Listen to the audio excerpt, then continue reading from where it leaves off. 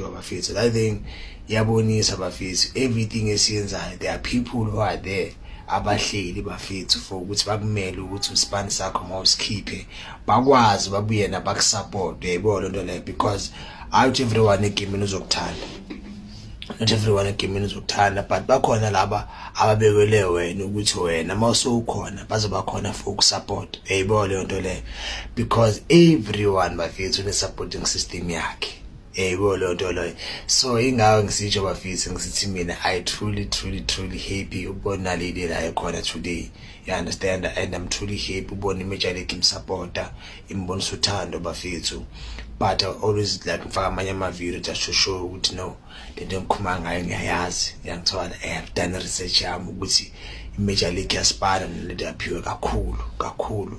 They show her respect and they show her uthando and they push her, and ispan sakhe basithanda nje kakhulu bafethu. Even though nake bengeke like bayenze nje just like umuntu wonke ukuthi thina as iMajor League we do this for who and who njengabanye. They don't do like that, but indima yabayidlala unadaphiwa bafethu ukuthi makafike belafikele khona, and impact yanadaphiwa bafethu manje iyayikhula kancane ku-industry of music, and she's becoming lento mele beyiyo bafethu. It shows bafethu ukuthi determination nokuzimisela esipaneni sakho is gonna take you far. You understand? Because abantu abaningi if they know ukuthi lento suka far azabe la ekhona today. You understand?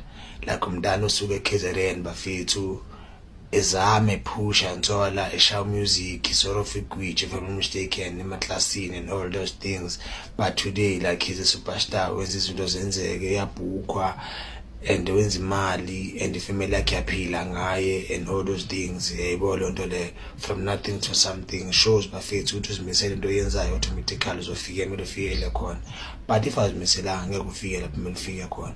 So everything takes from qala kuwe as a human being, wena as individual ukuthi ufuna uzibona ukephi, and then from lapho ke manje naye i-universe yakusiza lapho nalapho, namanye ama-forces ayakusiza ukuthi mawufike ufikele khona, long usebenza uphusha into ebalulekile leyo bafethu. In whatever that you do ebomini bakho, make sure ukuthi uyazimisela and uyaphusha and usebenza kanzima, automatically uzofika lapho kumele ufikele khona. Abantu abaningi I know they always say hayi umthandazo awuncedi, umthandazo bafethu uyasiza.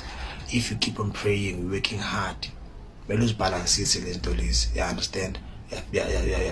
Uyathandaza, usebenza kanzima, you make sure ukuthi uyazila, you make sure ukuthi always une-discipline, uyahlonipha. Yonke lento leyo it does contribute to your own success. You understand? But